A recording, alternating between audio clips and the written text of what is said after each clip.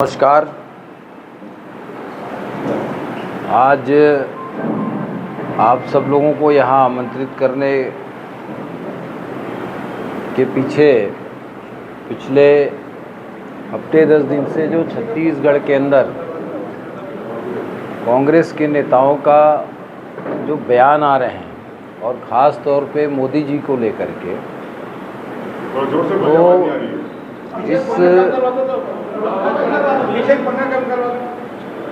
इस लोकतांत्रिक देश में राजनीति में मूल्य और सिद्धांत का अपना एक स्थान है। जिस तरीके से असंसदीय भाषाओं का प्रयोग कांग्रेस के नेता लगातार कर रहे हैं, ये अति निंदनीय है। अभी सबसे ताज़ा बयान कल का है जो कांग्रेस के बस्तर के प्रत्याशी कवासी लखमा जी का है। उन्होंने कहा है कि लखमा जीतेगा और मोदी मरेगा। मुझे लगता है कि इनके दिमाग में कोई न कोई षड्यंत्र है, क्योंकि ये स्वयं झीरम घाटी की घटना में संदिग्ध थे। तब के कांग्रेस के अध्यक्ष और बाद के 5 साल के मुख्यमंत्री भूपेश बघेल जी ने ये कहा था कि झीरम घाटी का सबूत मेरे जेब में है, और 5 साल मुख्यमंत्री रहते हुए वो अपने जेब से वो सबूत नहीं निकाल पाए। तो नक्सलियों के साथ इनकी मिलीजुली कव्वाली दिख रही है, और कहीं न कहीं मुझे लगता है कि लखमा ने मोदी जी के खिलाफ नक्सलियों के साथ मिलकर के कोई न कोई षड्यंत्र किया है, और यदि नहीं किया है तो कांग्रेस को स्पष्ट करना चाहिए।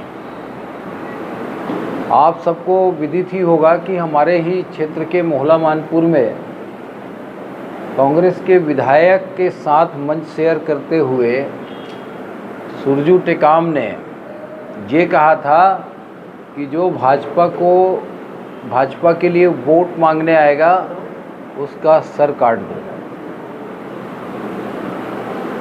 तो ये जो इस तरीके की भाषाओं का प्रयोग हो रहा है, इसी तरीके से चरणदास महंत जी ने यहाँ भूपेश बघेल जी के नामांकन रैली में जो बातें कही हैं वो सब आपको विदित ही है, फिर भी स्मरण करा देता हूँ। उन्होंने कहा कि लाठी से मोदी जी का सर फोड़ दो और उसको परेशान करके चीन भेज दो। तो जो भाषा पाकिस्तान बोलती है कि मोदी को काट दो, मार दो, वही भाषा कांग्रेस बोल रही है। तो कांग्रेस और पाकिस्तान में कोई अंतर मेरे को समझ में नहीं आ रहा है। और चीन भेज दो मतलब कांग्रेस को ये भी स्पष्ट करना चाहिए कि ये चीन क्यों भेजना चाहते हैं मोदी जी को, चाइना से उनका क्या संबंध है। इस तरीके के जो लगातार बयान आ रहे हैं वो लोकतंत्र के लिए अच्छा नहीं है, ना राजनीतिक मूल्यों के आधार पर है, और कांग्रेस घबराई हुई है। छत्तीसगढ़ के 11 की 11 सीटों में हम आज की तारीख में ग्राउंड लेवल पे उतर के काम कर रहे हैं। आज पूरे 8 विधानसभा के बूथों में हमारा बूथ स्तर का कार्यक्रम चालू हो गया है। अब कांग्रेस को कुछ समझ में ही नहीं आ रहा है कि वो करे क्या। तो ये बेतुके बयान दे करके कोई न कोई षड्यंत्र को अंजाम दे रहे हैं, और ये सोचते हैं कि इनके बयान से भारतीय जनता पार्टी डरने वाली है कि सिर फोड़ दो, मर जाएंगे, गला काट दो। ऐसे बयान से ना भारतीय जनता पार्टी का कार्यकर्ता डरने वाला है, ना भारतीय जनता पार्टी का कोई नेता डरने वाला है। भारतीय जनता पार्टी अपने अभियान में निरंतर चल रही है और अपने योजना के तहत चल रही है, और जनता का प्रतिसाद हमको मिल रहा है। मोदी की गारंटी पर लोगों को विश्वास है। विष्णुदेव साय जी की सरकार ने जो पिछले 3 महीने में ही, चाहे वो किसानों को बोनस देने की बात हो, चाहे 32 रुपये की कीमत देने की बात हो धान की, चाहे महतारी वंदन योजना को लागू करने की बात हो, चाहे प्रधानमंत्री आवास के लिए राज्यांश सुनिश्चित करने की बात हो, उसके लिए बजट सुनिश्चित करने की बात हो, ये 4 बड़े काम सिर्फ 3 महीने के अंदर हमारी सरकार ने करी है। अभी ये लोग एक और अलोकतांत्रिक काम कर रहे हैं कि इनके घोषणा पत्र में है कि यदि हमारी सरकार बनती है तो हम महिलाओं को हर साल 1 लाख रुपए देंगे। उसके लिए गांव-गांव जाके, मोहल्ले-मोहल्ले जाके फॉर्म भराने का काम कर रहे हैं।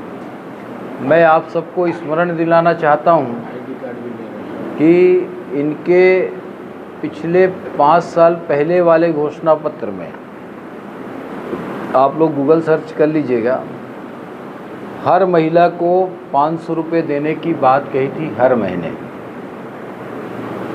पूरा 5 साल निकल गया, 1 रुपया नहीं दिया। जब ये 500 नहीं दे सकते तो 1 लाख देने की बात तो बेईमानी है। और पूरे देश के अंदर जिस तरीके के वातावरण है उससे स्पष्ट है कि चाहे किसी भी हालत में देश के अंदर भारतीय जनता पार्टी गठबंधन की सरकार बनेगी। और इसीलिए ये लोग देश को बर्बाद करने के लिए तुले हुए हैं और बिना सोचे समझे किसी भी तरीके का अपने घोषणा पत्र में वादा कर रहे हैं, क्योंकि इनको मालूम है हमको तो आना नहीं है, बोलते जाओ बस, बोलने में क्या रखा है। 82 सीटें डिक्लेयर की हैं और अभी तक के मुश्किल से 200 सीट तक के गई है कांग्रेस। अब ये सरकार बनाने की बात करते हैं। इनका अलायंस कैसे टूटा है आप सबको मालूम है। केवल आप और डीएमके, ये 2 जगह ही बहुत सही तरीके से इनका अलायंस हुआ है और 200 सीट में कांग्रेस लड़ रही है। अब ये सरकार बनाने की बात करते हैं। आपकी 1-2 सीट आ जाए तो बहुत बड़ी बात है। इस बार हम तमिलनाडु में भी सीट लेके आ रहे हैं, तो तमिलनाडु में भी डीएमके की सीटें घटने वाली हैं। तो ये तो सब मिला कर के 100 पार कर जाए तो बहुत बड़ी बात है। और सरकार बनाने की बात करते हैं तो इनकी सरकार बननी नहीं है, इसलिए ये कुछ भी वायदा किए जा रहे हैं और इन वायदों से देश का भला नहीं होने वाला है। देश का भला भी और लोगों के जीवन स्तर को उठाने वाला वायदा जो है वो समाज को समझ में आता है, जो भारतीय जनता पार्टी कर रही है। और देश को मोदी जी की गारंटी पर विश्वास है। देश में 100% मोदी जी के नेतृत्व में तीसरी बार भारतीय जनता पार्टी गठबंधन की सरकार बनेगी।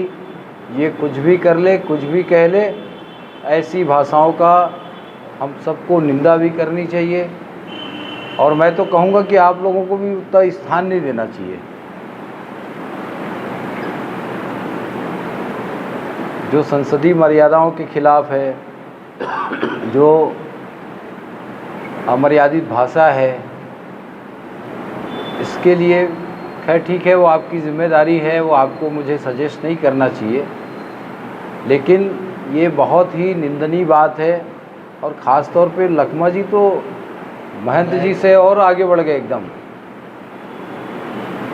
तो देखिए अब सब कुछ 4 जून को स्पष्ट हो जाएगा। छत्तीसगढ़ में भी हम 11 सीट जीतेंगे और देश में आराम से हमारी मेजॉरिटी आएगी और मोदी जी के नेतृत्व में तीसरी बार हमारी सरकार बनेगी। आज मुझे इतनी बात आप सब लोगों से कहनी है।